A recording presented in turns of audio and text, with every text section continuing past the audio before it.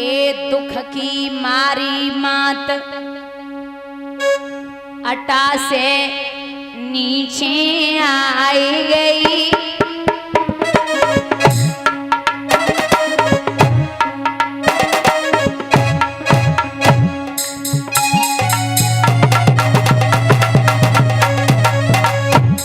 जन्मों नए राज कुमार के दुखिया रोए रही दुखियारी।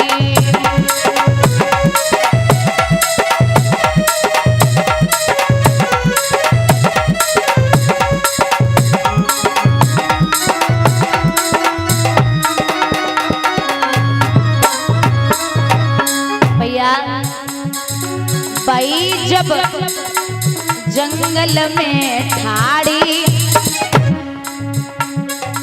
भाई जब जंगल में ठाड़ी,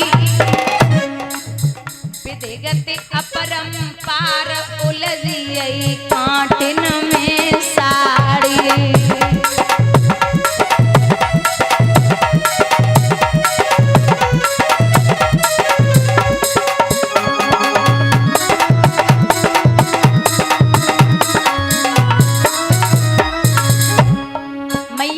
बढ़ी जब काटन में साड़ी उलझी, नेक आगे कदम बढ़ायो तो बामी दिखाई दई। बामी के पास मैया ने अपनो पैर रखो।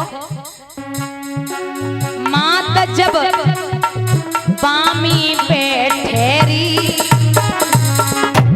पैरन की भई आवाज निकल के आई ओ झेरी।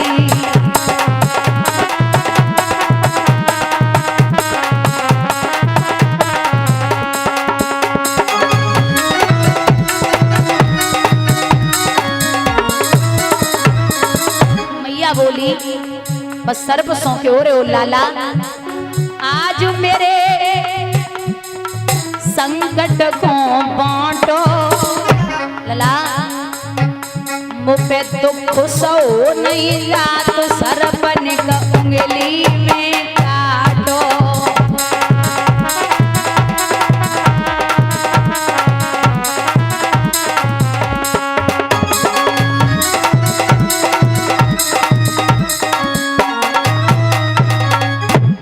सर्प सो बोली लाला मुको उंगली में सहनाए है रो। सर्प बोला मैं इंसान नहीं हो जो बेवजह किसी को सताऊं, आप यहां से जाइए। जब वहां से मैया आगे बढ़ी, कुएं में गिरने के लिए तैयार हुई तो पीछे से ब्रह्मा पुत्र नारद ने रोक दिया। एड़गी क्या कर रही है? महाराज मरने आई हूं। क्यों महाराज? वो पुत्र नहीं हुआ। बाबा नारद बोले अरे ओ बावरी, बेटा नहीं हुआ तो मरने आ गई, लौट जा। नहीं बाबा जिंदा नहीं जाऊंगी अगर पुत्र नहीं हुआ। बाबा नारद बोले लला का हमारी झोली में पड़े जो उठाए के पकड़ाए दे, लौट जा। बोले नहीं बाबा। बाबा नारद बोले एक बात बता। कहा का वर्षा थोड़ी वही के कहूंगा वो किसान, और सही खेत बंजर पड़े कहा रची भगवान। मैया बोली बाबा ना वर्षा थोड़ी वही, ना कहूंगा वो किसान, और खेत बीज ओढ़ तो नहीं सुनिए संत सुजान। जल से पतला कौन है, कौन भूमि से भारी, और कौन अग्नि से तेज है, कौन काजर से कारी। जल से पतला ज्ञान है, पाप भूमि से भारी, और क्रोध अग्नि से तेज है, कायली काजर सो कारी। लौट जा, 9 महीने के बाद पुत्र पैदा हो जाएगा। मैया बोली अब पता चलो कि संत भी झूठ बोलने लगे। बाबा नारद बोले हे लड़की, भगवान ने कहा है कि उनका वचन मिथ्या हो जाएगा, लेकिन संत का वचन कभी मिथ्या नहीं हो सकता। बुद्धि ठिकाने पे है?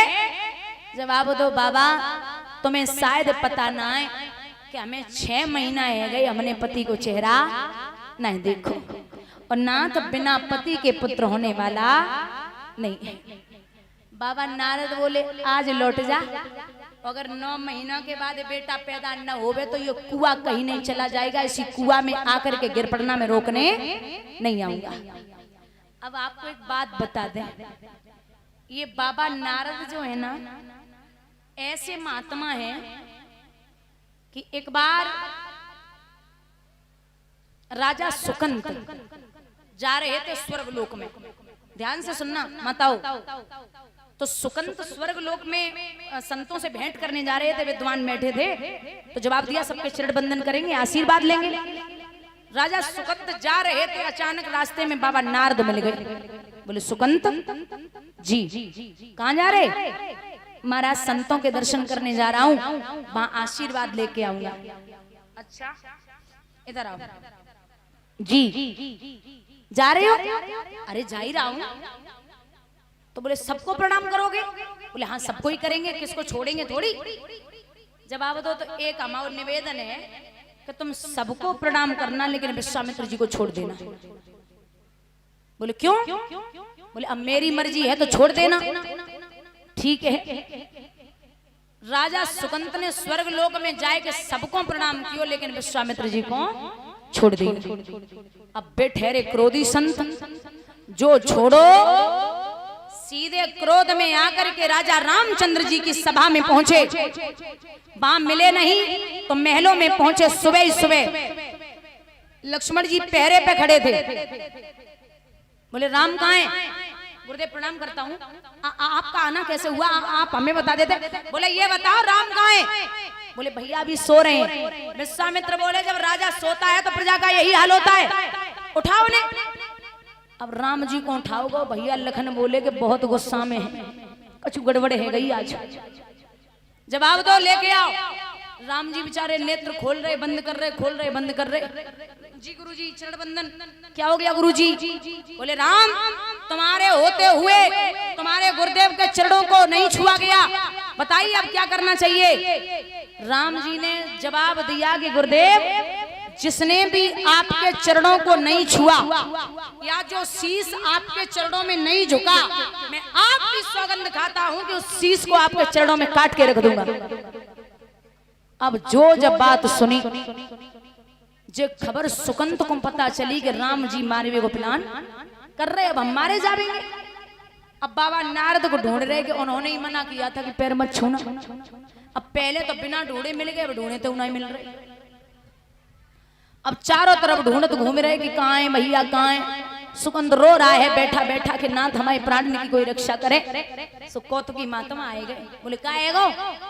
बोले महाराज आपने ही मना किया था पैर मत छूना, सो हमने ना छुए, अब हमारी मौत है। मौत है जी। बाबा नारद बोले मर जा। अरे बोले कैसी बातें कर रहे हो महाराज?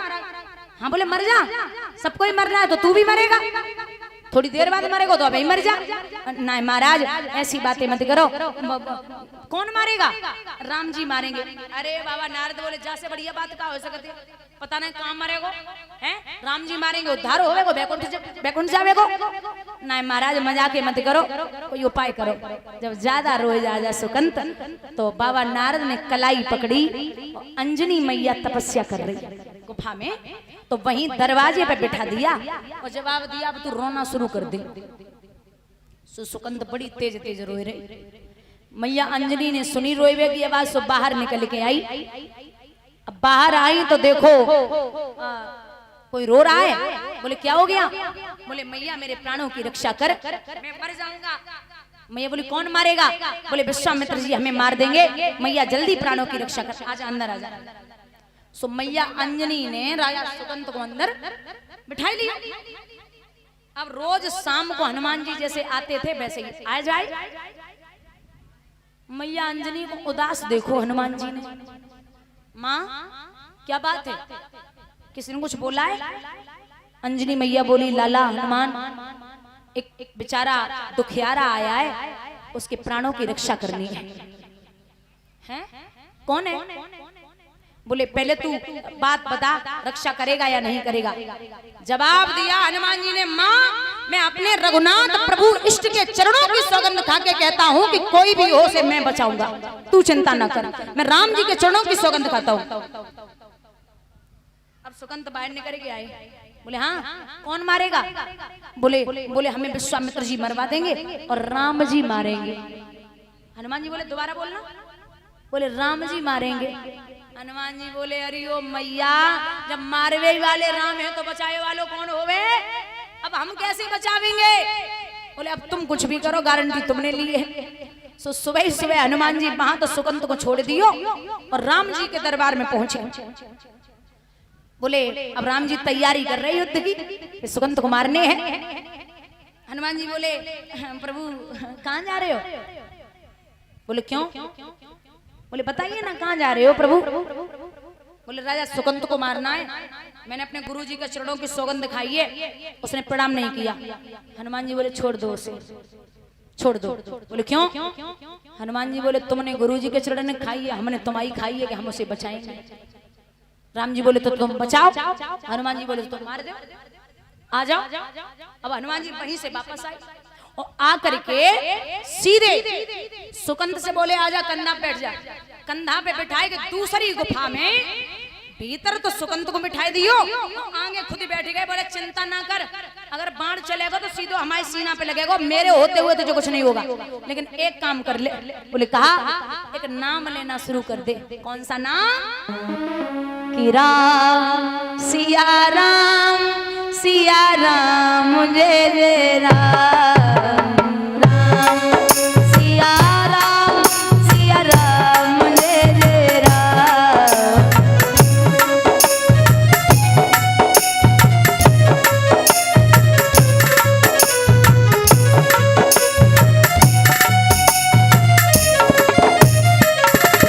ये भैया बोलो, हाथ उठा के बोलिए दोनों,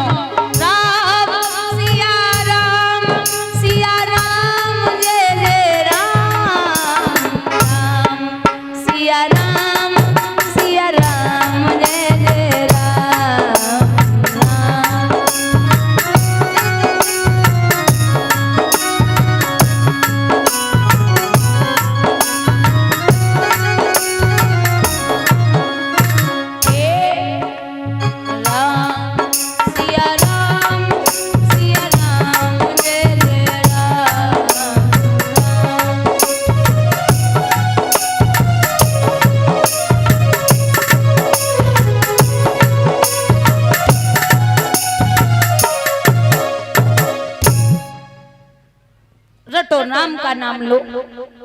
अब सुकंत के मुंह से जब निकले तब तो बेले में निकली ना रो। हनुमान जी बोले ले भैया नाम ले।